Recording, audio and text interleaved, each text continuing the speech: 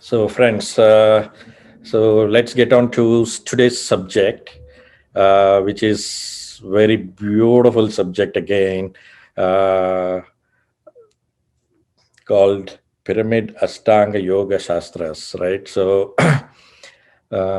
before getting on to the subject, let's give our greatest pranamams to our Grandmaster Brahma Shri Pitama Patriji, without whom, friends, nothing of this is possible. He showed us a wonderful path and is giving us so much of wisdom that it is helping us to take this forward, and we are so blessed to do this. So let me start sharing my screen. I want to run through some slides. Okay. So, friends, let's get on to the subject of today. So, we are talking about Ashtanga Yoga Sutras, right? So, this was originally designed by one of our great master, Patanjali Maharshi. So, little bit about this Maharshi. He came into this earthly world around 400 AD after Jesus Christ. So that's when he designed this sutras, uh, where where it is even applicable for today, friends. So that's how the sutras are so strong on why these are needed. How does it help us in our daily life, and how can we attain? Uh, Call it as moksha, right? So how can we attain this is what is mentioned in this sutras. So it is divided into two, right? So sutras, understanding the formulas, basically, right? Sutras is that. So understanding the formulas is the theory, and practicing that formulas is the is what you get into, right? Otherwise, there is so much of information available just to read, but we need to practice that to get into our daily life, right? So that's how we'll be able to attain. By just knowing, it will not serve any purpose. If once we practice these formulas, then we can see changes in our life system, my dear friends. So, so this was, as I said, Maharshi came in that 400 ADs, but between the 12th century and the 19th century, these sutras were somehow left, and they did not were followed, or nobody knew about it in those period. They killed it for some reason, right? And then it came back into life in the 19th century by who brought in was our master, one other great master, Vivekananda. So he brought these again to life because these were so important for a common man to know and practice, so that we can have a better life, right? That was the whole reason. And these sutras, what these formulas, whatever, right, was then slightly changed by our master, grandmaster, Brahmashri Pitama Patriji. Not the formulas were changed, just the sequence was changed so that it can make more impact in today's life. So he changed the sequence. So we'll try to understand what was the original sutras, which was designed by Patanjali Maharshi, and then we'll see what were the changes done by our Grandmaster Patriji Garu, right? So that's how we will have this session, my dear friends. So before getting on to the actual sutras, so here we are talking about Ashtanga Yoga, right? So Ashtanga meaning there are 8 sutras. That's what Ashtanga means in Sanskrit. And there is also yoga, right? So these two words, sutras, we are telling it as formulas. So we'll try to understand what first yoga is, and then we'll try to understand about this terminology. I mean, what are the various formulas, the 8 formulas, what we are talking about, right? Uh, yeah, before even getting on to this definitions of yoga and the eight formulas, why do we need this, right? So Patriji always greets in any session like he would say, "My dear friends, my dear masters, and my dear gods." So why would he say that? And is because that that if we understand these sutras, we should get into these three categories. We will master these three categories basically, right? So the friendship is between all, uh, I would say, all kingdoms, right? You need to have friendship with your plant kingdom. We need to have friendship with your animal kingdom, right? So they're all our friends, and we should develop that kind of a friendship between all the living beings, right? Including the human beings, right? So we should develop that kind of a friendship. So we, as of now, we see very small about animals. We do all kind of harm to them, right? So with these formulas, when we put into practice, so we will get into that kind of a mode where we'll have friendship with all these living beings. So that is one thing what we would achieve. The next thing is mastery over our life, right? So as of now, we are just lost in what we are doing, right? Because we do not have control with our life. Wherever our mind goes, we travel along with it, and we get so much of stress, then tensed, and we are not able to operate our this beautiful human structure, because we do not know how to operate. There is no, I would say, like a user manual for a small instrument like a phone or a computer. We have user manuals, but for such a huge human structure, we do not have a user manual, and we use it left, right, and center without knowing what. So by using these formulas, we will have mastery of our life system on how, what are the things we do, when should we talk, when should we not talk, right? When should we eat, when should we not eat, right? All these small things which we have lost control on, we will get mastery over it. So that's why we will have to be as masters and not like a slaves to our thoughts. So that's why Patriji always says, "Masters, you are all masters. We are all masters, right? There are no disciples. There are no followers.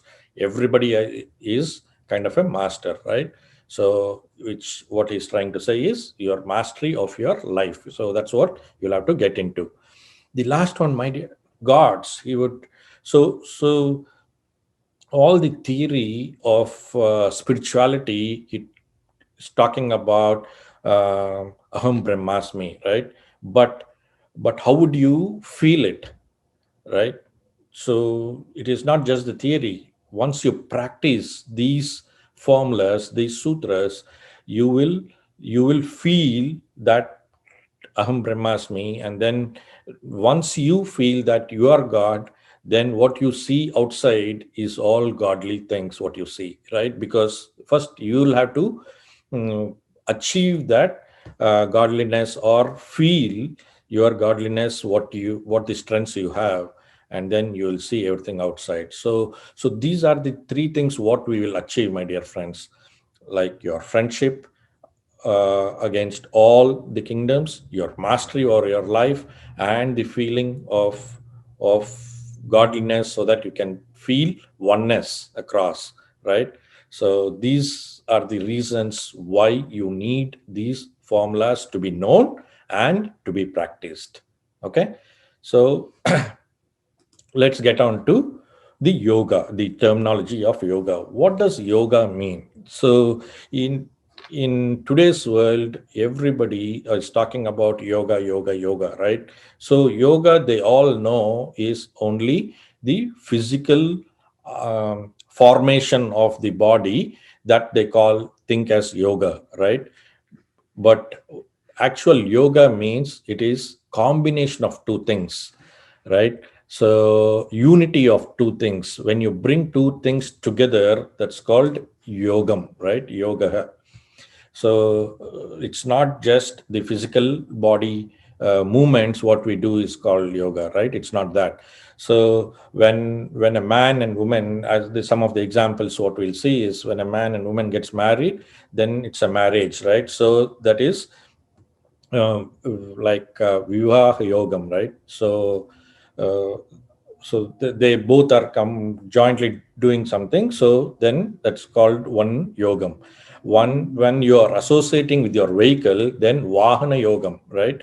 So it's vahanam mean vehicle, right? So you are associating with yourself with the vehicle. So that's why yeah. And the same thing, if you have your body and your breath, when you sit and you observe your breath, you are with your breath, then it's called meditation, right? You are aligning your body and mind together through the breath. So that's called dhyana yogam, right? So yoga means it's not just physical things, but combination of two things is called yoga. So there are different types of yoga.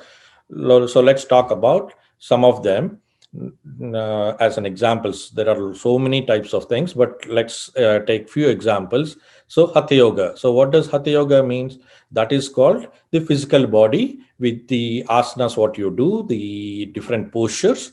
So that is called hatha yoga, right? So when people are talking hatha yoga, which means then it is physical, not just yoga, right? When it is hatha yoga, then we call it with the physical asanas. Let's see some more examples.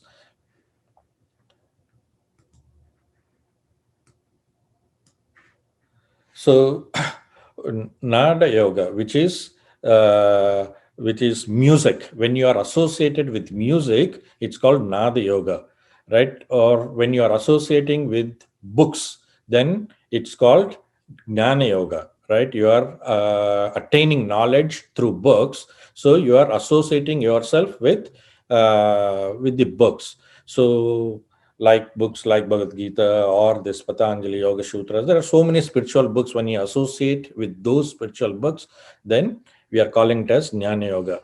One important yoga which we always talk is Karma Yoga, right?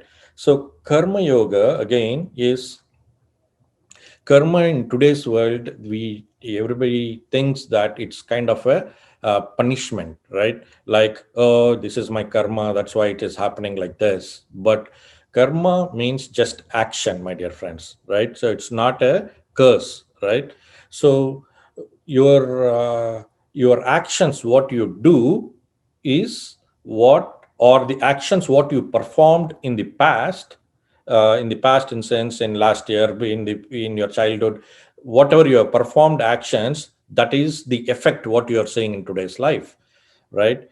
So if your today's life is not that great, and if you want to improve, means, so then what do? You should not perform the same actions what you did in the past. You need to change so that you can get a better result, right? So if you change the actions today, the performance of the actions, then your effect, what you are going to see in tomorrow or in later, will be different, will be the way you wanted. That's why uh, our master says you create your own reality, right? Which means whatever you wanted, you will achieve that. So that is what, how you can decide your future, my dear friends. So karma is not a bad thing, right? Karma is just an action, and the effect, what you will achieve, right? So that's called karma yoga. Let's see some more. Bhakti Yoga. Bhakti Yoga, again, we all think bhakti means it's worshipping. No, it is devotion to be one with all creation. So we need to appreciate the creation. We need to appreciate the nature. We need to appreciate the sunrise. We need to appreciate the sunset, right? When we are with with the appreciation of this whole nature, that is Bhakti Yoga. It is not worshipping, my dear friends. So that is about Bhakti Yoga. The not the last one, the one major important yoga is called the Raja Yoga. So this is where all our supernatural powers, or your activation of your third eye, or your knowing of your other various bodies, because we have seen in our previous sessions, right, there are various bodies. So when you are able to get alignment with all those seven bodies, then it's called Raj Yoga, right? So when you have your alignment with your physical body, then it is Hatha Yoga. But when you have alignment with your all your seven bodies, then it is Raja Yoga, my dear friends, right? So so yoga, we now understand what yoga means. It is the combination, right? So it's not just physical. Okay, so now let's get on to the actual topic of what those formulas are. So on the left side, I've shown what Patanjali Maharshi has identified, and on the right side, I've shown the list of what our Patriji uh, has changed the sequence. So what Patanjali Maharshi has come up is, he says yamam, niyamam, asanam, pranayamam, pratyaharam, dharana, dhyanam, and samadhi. Right? We'll try to understand what each one is in the next coming slides. But this is the sequence what Patanjali Maharshi has identified. So Yamam and Niyamam are basically the what do you say, like it's a disciplinary action, the ethics, the ethical living, and the disciplinary actions of your living are defined in this Yamam and Niyamam. So that's why when in today's world people say, oh, meditation is not for us, it is for old age people, that is because of this, my dear friends. They wanted to first correct their lifestyle, they wanted to make it to disciplinary action, then they are coming into asanam, pranayamam, pratyaharam, dhyanam. So these are all meditational activities, right? But since the yamam and niyamam are in the first place, so that's why they're all struggling on to get this things first, betterment on the disciplinary actions. And then by the time they get into those disciplinary action, they reach to the 60, 70 years, and then they get into meditation. So there is no use of meditation at that point, because if you are not able to correct your lifestyle while you are living, there is no point correcting it at the end of your life period, right? So Patriji has changed the sequence, saying, in whatever state you are as of today, get into meditation, get into asanam, pranayamam, pratyaharam, dharana, dhyanam, samadhi, then yamam and niyamam, then your disciplinary actions, your ethical living, all that will automatically fall in place. Most of it, some of it you will have to change, but most of it will automatically fall in place if these things are there in your life. So that's why in today's world, when people are getting into meditation practice in early stages, they're able to get into that samadhi level sooner, and they're able to correct their life systems sooner, right? Rather than correcting their life systems is so difficult initially, because you do not have the mm, have this tool of meditation with you built in, right? So correcting your life system without this powerful tool, it will be so difficult. Rather, if you bring this meditation early, then your handling of your life system becomes much easier and simpler, right? So so that is the difference, friends, between Patanjali Maharshi's formulas and the sequence of what Patriji has come up with. So it makes a lot of sense, right? Logical sense. So let's try to understand each one, what each one is. so that we can have better understanding and put it into practice. Okay, so we are going with the Patriji's style. So we'll start with the asanam, right? So what does asanam say? So sthira sukha asanam. So which mean sit in a comfortable posture, my dear friends, right? That's what this first rule says, right? You do not have to be strict with your body first, right? So some people say you need to keep your body erect, you need to keep your face straight, and then look into an object. Not all that is required. Sthira sukha asanam, that's what this rule says, right? So you have to sit comfortably. If you are not comfortable sitting on the floor, sit on a chair, right? Sit on a sofa, sit on your bed, wherever comfortable. If you are not able to sit straight, take the rest of the backrest, take your backrest, right? So as comfortable as possible. If people who are not able to sit, like old people, they can also sleep, right? So this whole rule, the first rule, it says that you should have comfortness to your body, right? So that is what this whole rule says. There is nothing else in this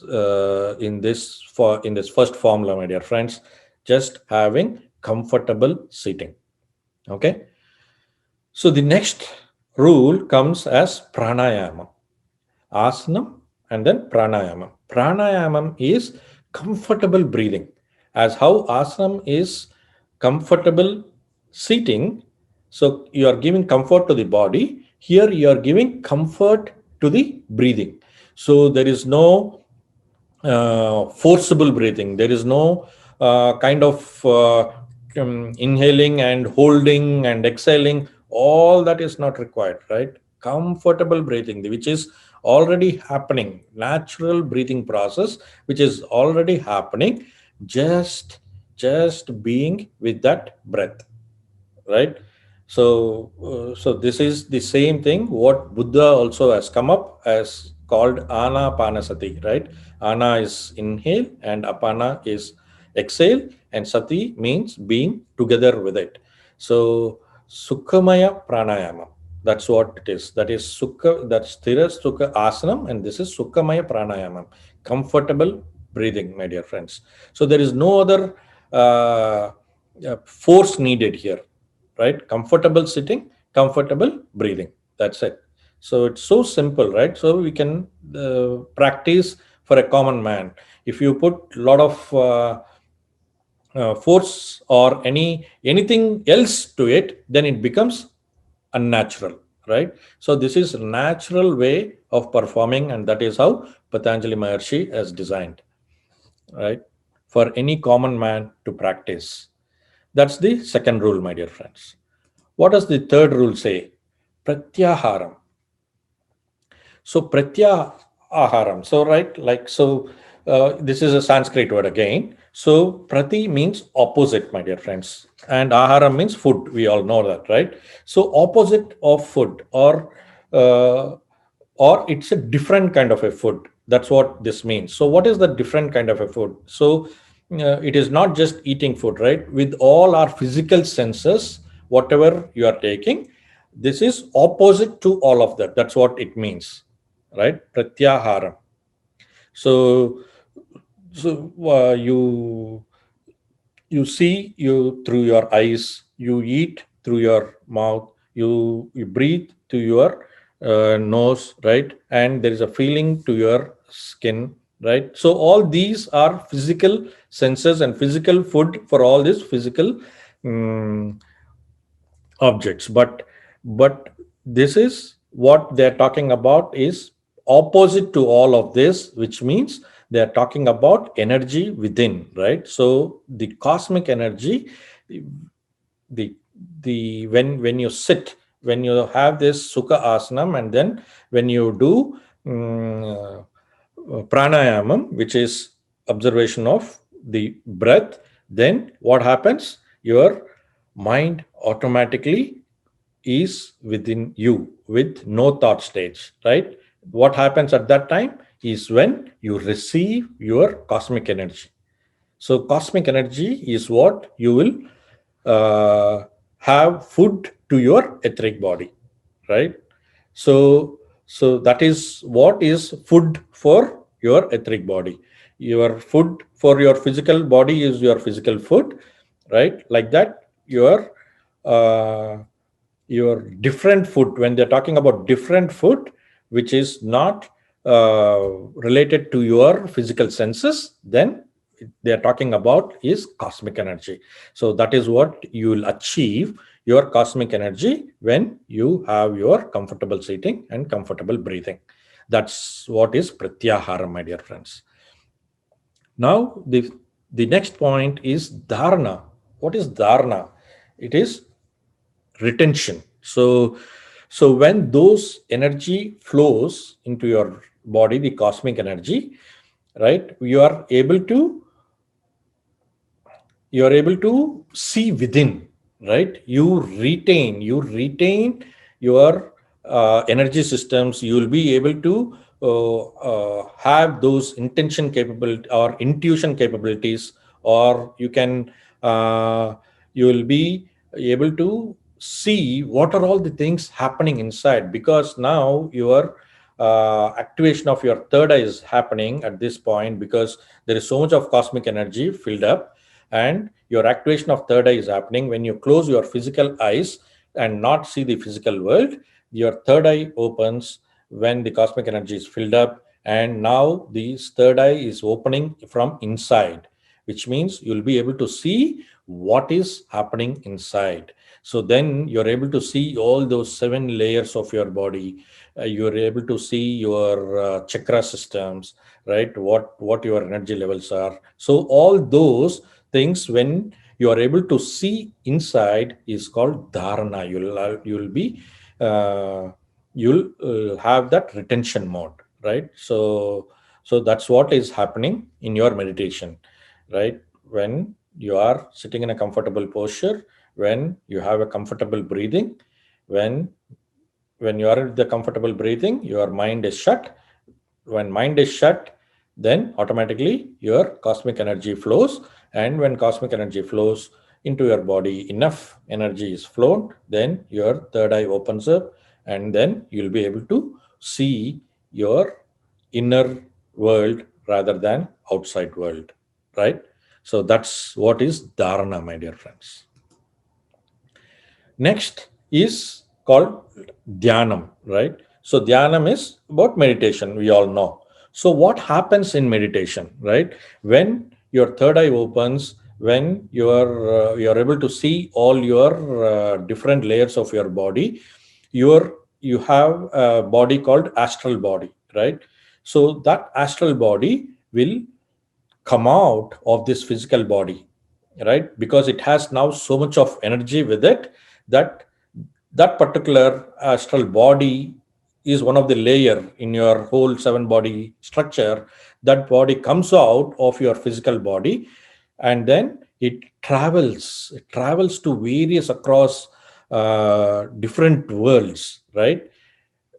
With your what is that the cord, right, attached, which means this 20% of your energy stays within your physical body, and 80% of the energy this astral body takes up and travels across wherever, and it attains knowledge from various different worlds, right? So so this particular activity is already happening to you in your sleep, whether you are meditating or not meditating, my dear friends. Right? There's nothing new.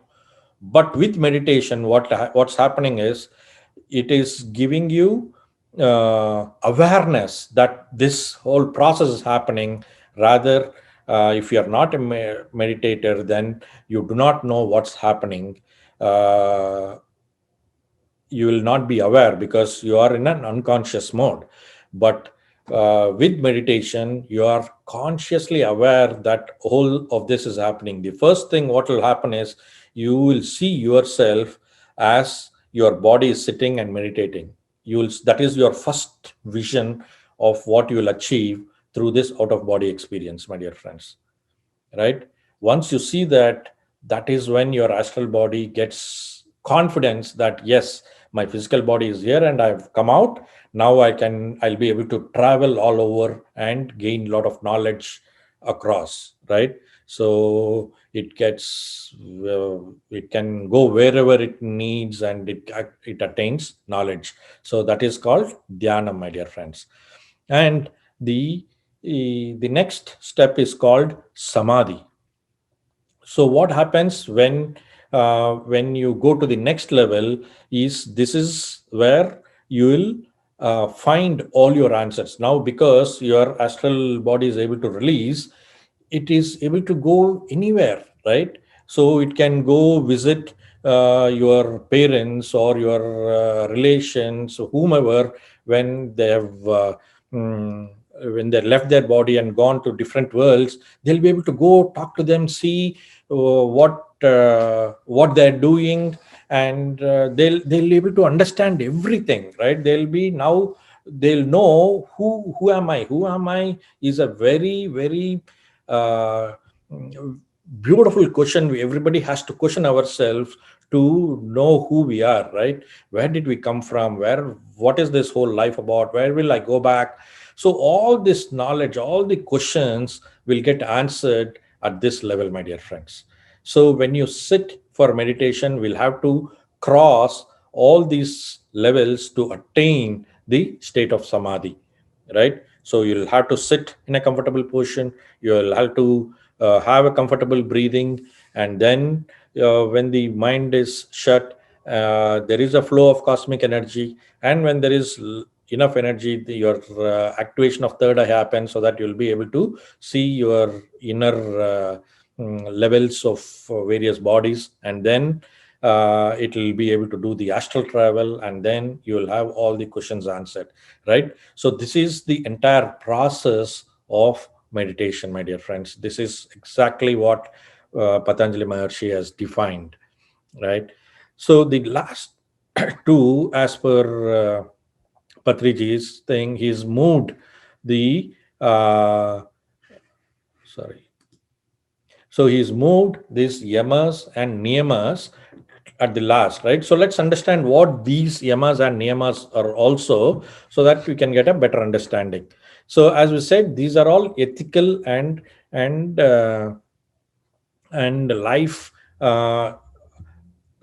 attached activities. So let's try to understand what each one of it is. So ahimsa is non-violence, right? So these are the characteristics what yamas have, what will come up while you do all these practices when you achieve samadhi, right? Or even if you're not, as per Patanjali Maharshi, these are the things what you need to have, so that you can lead a better life, like those three things, right? Like your friendly nature, your mastery of your life, and then your knowing that you are God. So to achieve all those, so all these has to be in place, right? So ahimsa is the first and foremost. Non-violence other should not be there with any other living beings. Non-violence should not be there with our own self, right?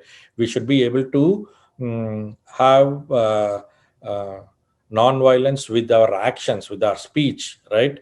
So this is all comes under non-violence, not just physical violence we are talking about, right? Even from the action perspective, the speech perspective, there should not be any non-violence, my dear friends. So that is one of the requirement of yamas. So you need to achieve it.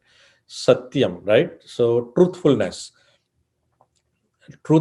is again the to being truthful to yourself, right? Being truthful to others, before that you'll have to be truthful to yourself, that whatever we say and whatever we do are resonating to each other, right? We cannot say one thing and we cannot do a different thing, right? So that is what they're talking about. Satyam, you should always be in the path of truthfulness. Then Asteya. Asteya is non-stealing, right? So non-stealing is not just physical again. Non-stealing of ideas, right? You cannot, somebody's have performed an action and you cannot take advantage of that, right? You cannot say that it is your action like that. You should be very truthful to yourself and to others by asteya, right? You cannot steal physically or mentally or in any form, right? There cannot be any stealing. So that's what they're talking about. Then brahmacharya, right? Brahmacharya is again.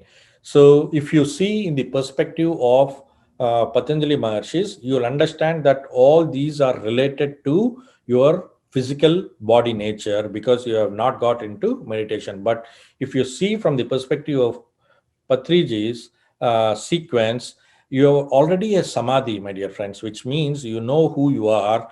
Now, when you talk about yamas, the whole perspective of brahmacharya is now different, right? So it is brahmacharya means it is not.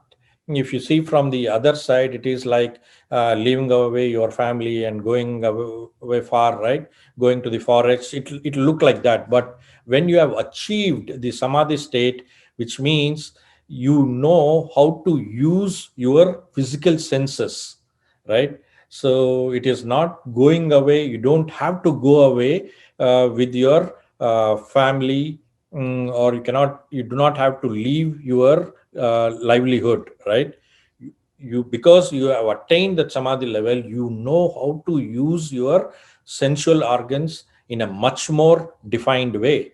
So we know, because it's just not the body, we are infinite. So then we know when, how to use, how to respect your partner, how to respect their pleasures, right? You will know everything. And it's not leaving away your family and going out is not kind of a brahmacharya, right? Brahmacharya mean you know how you can utilize your physical organs in a better manner. That's what it is. Then the last one of yamas is aparigraha. So these are all Sanskrit words, my dear friends. We need to understand what the actual meaning behind. Again, right? No greed, or no grasping, or no possessiveness, right? So all these qualities will naturally go away if you have attained samadhi level, right?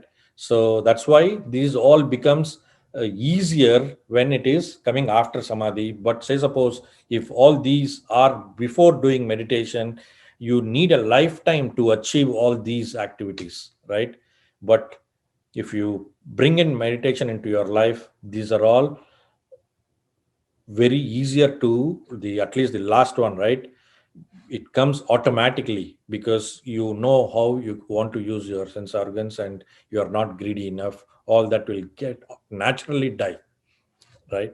So that's what they're talking about yamas. Now let's talk about the last action, nemes. So nemes again are disciplinary actions. What Patanjali Maharshi has said. So what is the first item out of this is shaucha, which is cleanliness. So the cleanliness is not, again, cleanliness, we are not talking about just physical is also cleanliness. Cleanliness of your thoughts, cleanliness of your speech, cleanliness of your environment, right? So this whole cleanliness has to be maintained within and outside, right? So if you have taken these disciplines before meditation, we would have thought cleanliness means, okay, we'll keep our environment clean. But we would have never thought of keeping our mind clean, keeping our speech clean. We would have not done that because it is at the end. Since we have achieved samadhi, now keeping cleanliness with our mind, or with our speech, or with our body, or with our environment, all becomes easier, right? The next one is santosha, which is contentment, my dear friends. So since you have achieved your samadhi, you are content with what you have. There is no greediness, or there is no uh, we, we will not have any rules and regulations to be happier, right? Because with any given conditions, we have attained that samadhi level. With any given situations, you are already happy, you are already accepted with what it is, right? So there is no question of unhappiness here. So that again, this is a natural um, action what would come as part of this meditation, my dear friends. So that's why it is all making sense now why these two were placed at the end after samadhi. The next one is tapas. Again, the tapas is self discipline, my dear friends. So this talks about uh, having having fire in the belly, right? That's what it is. Like it means persistence, perseverance. All these words is a beautiful example of Lord Rama, right? If you see the life history of Rama, if any of the obstacles what he had got, if we would have received any one of them, we would have shattered into pieces, right? Like he had to take his wife, newly married wife, to the forest for 14 years, right? And then his wife gets kidnapped, right?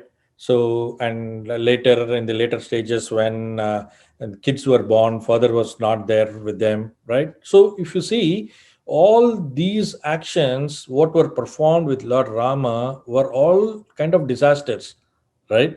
But we still adore him. We still take him as our role model. Why? Because with any of these situations, he did not lose his self control, on the emotions. He dealt with each situations with the same rigor and same confidence, right? So that is where that persistence, the perseverance, all those comes, and we learn from that. So that is called self discipline, my dear friends, right? And we can get that because you are now in the samadhi level. All that will part of the disciplinary actions. The next one is swadhyaya. Swadhyaya is again a self study. You will have to um, gain knowledge with all the spiritual books, right? There is so much of knowledge available, and we can gain knowledge from them.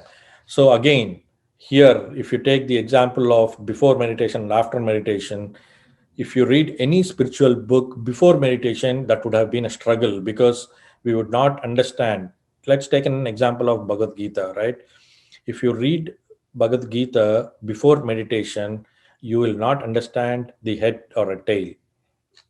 But if you read the same book, same Bhagavad Gita after meditation, you will be able to understand it very easily, right? Because you are now one with it. You will be able to understand each and every word of it, right? Because you are one with it. So that is why all these are very much required after meditation, my dear friends. Meditation is the one first and foremost thing in anybody's life we need to bring, and all these are the add-ons which will come up automatically, most of them. The right the last one, let's talk about the last one and then we'll wind it up. Ishvara parinidhana, right? So here again,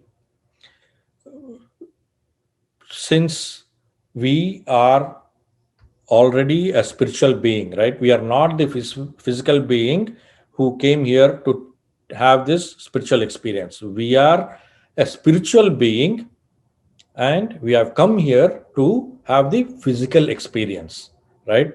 That's how this whole perspective changes with the kind of state of samadhi, right? We are all spiritual beings. That is where we understand that we are aham brahmasmi, right? We are the God. So why did we come here? To have physical experiences. We are not a physical body, came here to do these spiritual experiences. No, we are a spiritual being and came here to have this physical experience. So you will have that kind of an understanding only after meditation, my dear friends. So that's why this yama and niyamas are always, it's better to have after meditation, so that most of it is by default you can get those, right? So that's all about uh, various niyamas and yamas we talked about, and the all the 8 sutras formulas we talked about, my dear friends.